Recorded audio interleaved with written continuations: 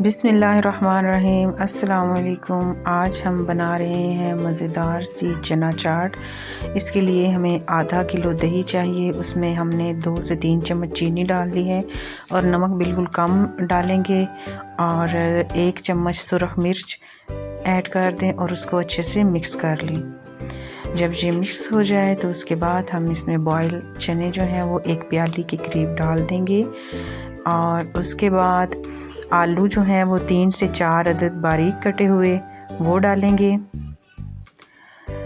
प्याज 1 अदद दरमियाने साइज़ का बारीक कटा हुआ डाल के इसको मिक्स कर लेंगे अच्छे से। जब ये मिक्स हो जाए तो इसके अंदर हम ग्रीन चटनी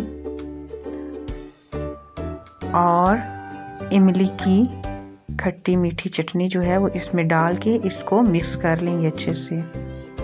इसकी इमली की चटनी की रेसिपी जो है वो आपको डिस्क्रिप्शन में मिल जाएगी, आप उधर से देख सकते हैं। चाट हमारी बन के तैयार हो गई है झटपट। अब हम इसको डिश आउट करते हैं अच्छे से।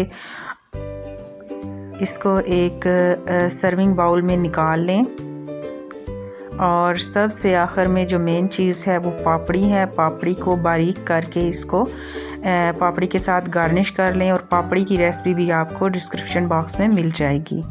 इसी के साथ इजाज़त दीजिए, अगली आने वाली वीडियो तक के लिए अल्लाह हाफिज़।